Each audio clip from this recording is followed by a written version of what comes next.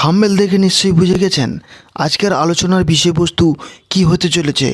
আসুন আর বেশি কথা না বাড়িয়ে প্রথমেই জেনে নেব কী ছিল নাথুরাম গডসের সেই জবানবন্দি, যা শুনে নেহরু তার এই বক্তব্য জনসমক্ষে প্রচার এবং ছাপানো সম্পূর্ণরূপে নিষেধাজ্ঞা জারি করেছিল এবং শেষ পর্যন্ত কিভাবে এবং কত বছর পরে গডসের সেই জবানবন্দি জনসমক্ষে এসেছিল।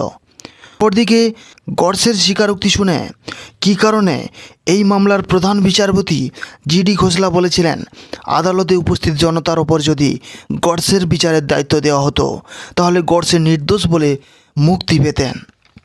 আমি মনে করি গান্ধীকে হত্যা করে আমি কোনো অপরাধ করিনি। গান্ধী ভারতবর্ষের জাতির জনক হতেই পারেন না, কারণ তিনি অখণ্ড ভারতের জন্ম দেননি, বরং তার জন্যই ভারত বিভক্ত হয়েছে আর ভারতের অংশ নিয়েই জন্ম হয়েছে পাকিস্তানের। তাই গান্ধীকে পাকিস্তানের জনক বলাই ভালো। গান্ধীজি মুখেই বলেছিলেন ভারতকে যদি ভাগ করতে হয় তাহলে তা হবে আমার মৃতদেহের ওপর দিয়ে, অথচ বাস্তবেই তিনিই প্রথম দেশ বিভাজনের চুক্তিতে স্বাক্ষর করেছিলেন। দেশ বিভাজনের দাঙ্গায় যে লক্ষ কোটি ভারতবাসীর রক্তে ভারতেরই মাটি লাল হয়েছিল তার জন্য গান্ধীই দায়ী। আমার কাছে আমার দেশ আগে, তার আগে কেউই নন, গান্ধীও নয়। অখণ্ড ভারত আমার রহে, বন্দে মাতরম। বললে অবাক হয়ে যাবেন, নাথুরাম গডসে গান্ধীজিকে কী কারণে হত্যা করেছিলেন তার কারণ বলবার জন্য আদালতে টানা 5 ঘন্টা বক্তব্য রেখেছিলেন, যা 112 পাতায় আজও লিপিবদ্ধ রয়েছে। আসুন শুনে নেই সেই বক্তব্যের আরও কিছু গুরুত্বপূর্ণ অংশ। আমাদের মাতৃভূমিকে টুকরো করবার অধিকার কোনো মহাত্মান নেই। গান্ধী মুখেই সাম্প্রদায়িক সম্প্রীতির কথা বললেও আসলে তিনি ইংরেজদেরই ডিভাইড অ্যান্ড রুল নীতি প্রয়োগ করে হিন্দু মুসলিমদের মধ্যে বিভাজন ঘটিয়েছিলেন। গান্ধী পাকিস্তানকে 55 কোটি টাকা দেওয়ার জন্য অনশন করেছিলেন, কিন্তু মসজিদে, গির্জায় এবং গুরুদ্বারায় আশ্রয় নেওয়া হিন্দু শরণার্থীদেরকে জোর করে উৎখাত করে রাস্তায় নামিয়ে এনেছিলেন। ধর্ম সমন্বয়ের নামে তিনি মন্দিরে কোরআন পড়েছেন, কিন্তু মসজিদে গীতা পড়বার সাহস দেখাতে পারেননি। আর এই দ্বিচারিতা হিন্দু এবং মুসলিমদের মধ্যে বিভাজন জিইয়ে রাখার কৌশল। জালিয়ানওয়ালাবাগের নৃশংস হত্যাকাণ্ডের কোনো সমালোচনাই গান্ধীর মুখে কেউই শোনেননি কখনো। উল্টে এই হত্যাকাণ্ডের জন্য দায়ী খুনি জেনারেল ডায়ের ওপর প্রতিশোধ নিয়েছিলেন বীর বিপ্লবী উধম সিং। সেই উধম সিংকেই তিনি উন্মাদ অপরাধী বলেছিলেন, অর্থাৎ তিনি খোলাখুলিভাবে বিপ্লবী উধম সিংয়ের ফাঁসির সমর্থন করেছিলেন।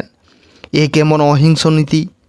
বিপ্লবী ভগৎ সিং, রাজগুরু এবং সুখদেবের ফাঁসির সময় তিনি তাদের বিপথগামী যুবক বলে উল্লেখ করেছিলেন।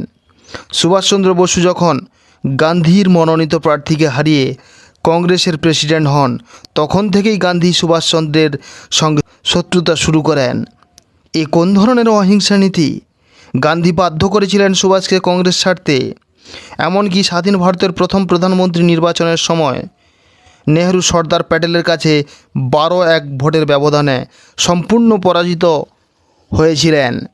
তা সত্ত্বেও কূটনীতি প্রয়োগ করে গান্ধী নেহরুকে প্রধানমন্ত্রী করেন। দেশটা কি গান্ধীর নিজস্ব সম্পত্তি নাকি যে তিনি যখন খুশি ভাগ করবেন, যাকে খুশি প্রধানমন্ত্রী করবেন? একটুকু থেমে জল খেয়ে আবারও বলতে শুরু করলেন গডসে, দেশভক্তি যদি পাপ হয় তাহলে আমি পাপী। অখণ্ড স্বাধীন ভারতের স্বপ্ন দেখা যদি আমার অপরাধ হয় তাহলে আমি অপরাধী। মানুষের তৈরি আদালতের ওপর এক আদালত আছে। আমি বিশ্বাস করি আমার মৃত্যুর পরে সেই সর্বোচ্চ আদালতে আমি নির্দোষ প্রমাণ হবই। অখণ্ড ভারত অমর রহে। গডসের এই বক্তব্য এতটাই মর্মস্পর্শী, আবেগময় এবং স্পষ্ট ছিল যে নেহরুকে চরম অস্বস্তিতে ফেলল। তিনি স্পষ্ট বুঝে গেছিলেন এ বক্তব্য জনগণের মধ্যে ছড়িয়ে পড়ে তাহলে অনেক গোপন সত্য ফাঁস হয়ে যাবে। তাই নেহরু তৎক্ষণাৎ গডসের বক্তব্য ছাপানো বা প্রচারের ওপর সম্পূর্ণ নিষেধাজ্ঞা জারি করল। অবশ্য পরে গডসের ছোট ভাই গোপাল গডসে দীর্ঘ 21 বছর সরকারের বিরুদ্ধে আইনি লড়াই চালিয়ে সেই বক্তব্য প্রচারের অনুমতি পান।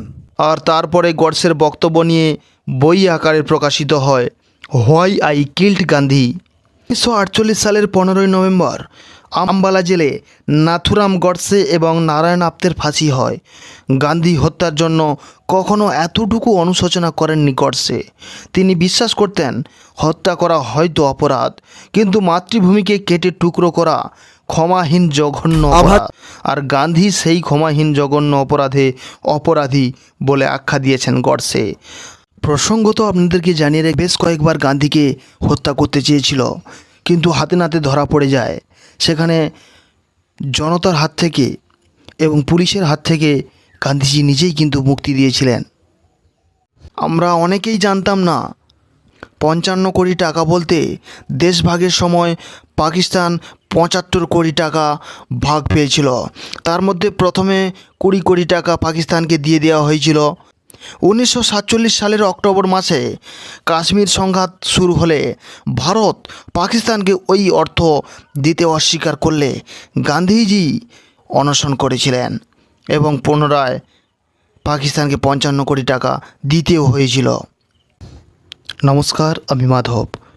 আপনাদের প্রত্যেককে জানাই জানা অজানা ইউটিউব চ্যানেলের পক্ষ থেকে অনেক অনেক ধন্যবাদ আমার পাশে থাকবার জন্য। তো যারা নতুন এসেছেন আমার চ্যানেলে, এই ধরনের ভিডিও পেতে চ্যানেলটিকে অবশ্যই সাবস্ক্রাইব করে রাখবেন এবং ভালো লাগলে লাইক, কমেন্ট এবং শেয়ার করে অপরের কাছে ভিডিওটি আরও পৌঁছে দিন। কারণ এই বক্তব্য অনেক দিন ধরেই জনসমক্ষে আসেনি, যার কারণে আমরা অনেকেই এই বিষয়ে জানতাম না। আসুন এখন জেনে নিই কীভাবে হত্যা করেছিল গান্ধীজিকে। দিনটি ছিল জানুয়ারি 30 তারিখ 1948 সাল বিকেল 5টায়। প্রতিদিনের মতো সেদিনও গান্ধীজি প্রার্থনা সভায় যোগ দিতে যাচ্ছিলেন। আভা চ্যাটার্জি এবং মনুবেন গান্ধী নামে 2 অষ্টাদশীর কাঁধে ভর করে। এরা দুজনে গত 2 বছর ধরে গান্ধীজির ছায়া সঙ্গিনীর মতো রয়েছে সর্বক্ষণের সাথী হয়ে। এই সময় আচমকায় ভিড় ঠেলে সামনে হাজির বছর 35-এর এক যুবক এবং পায়ে হাত দিয়ে প্রণাম করে বললেন, বাপুজি নমস্তে। যেহেতু ওই দিন গান্ধীজির প্রার্থনা সভায় যেতে একটু দেরি হয়ে গেছিল, তাই মনুবেন গান্ধী বললেন, ভাইয়া রাস্তে সে হাট যাও, বাপু কো জানে দো। কিন্তু বলতে বলতে হঠাৎ পয়েন্ট ব্ল্যাঙ্ক দূরত্ব থেকে গান্ধীজির বুকে এবং পেটে ঠাস ঠাস করে 3টি গুলি চালিয়ে দিল ইটালিয়ান ব্যারেটা সেমি অটোমেটিক পিস্তল দিয়ে। মুহূর্তের মধ্যে লুটিয়ে পড়লেন গান্ধীজির নিথর দেহটি ধরণীর ধুলায়। তখন বিকেল 5:17। গুলি চালানোর পর গডসে আশ্চর্যজনকভাবে শান্ত হয়ে মাথার ওপর হাত তুলে দাঁড়িয়ে থাকলো। পালানোর একটুও চেষ্টা করলেন না। আর পালাতে যাবেনই বা কেন? তিনি তো একবারও বলেননি যে আমি গান্ধীকে হত্যা করিনি। অনভিপ্রেত এবং অপ্রত্যাশিত এই ঘটনায় অপ্রস্তুত জনতা প্রথমে ভয়ে দাঁড়িয়ে থাকলে গডসে নিজেই পুলিশ পুলিশ বলে চিৎকার করতে থাকলে কয়েকজন সাহস করে এগিয়ে আসে। অবশেষে পুলিশ এসে তাকে এবং তার 7 সঙ্গীকে বন্দি করল। বাকিদের নাম স্ক্রিনে দেওয়া থাকলো। এরপরে শুরু হলো বিচার। সরকার গডসের বিরুদ্ধে 149 জন সাক্ষী হাজির করেছিলেন। বিচার হয়েছিল দিল্লির লালকেল্লায় বিশেষ আদালতে। 1 বছরেরও বেশি সময় ধরে বিচারের পর 1948 সালের 8ই নভেম্বর বিচারে গডসে এবং নারায়ণ আপ্তের ফাঁসি হলো এবং প্রমাণের অভাবে সাভারকার মুক্তি পেল এবং বাকিদের যাবজ্জীবন কারাদণ্ড হলো। তো আজকের এই পুরো ঘটনাটি শুনে আপনাদের কি মনে হয়? গডসে কি অপরাধ করেছিল? তার এই অপরাধের জন্য কি শাস্তি হওয়া উচিত? কমেন্ট বক্সে অবশ্যই জানাবেন।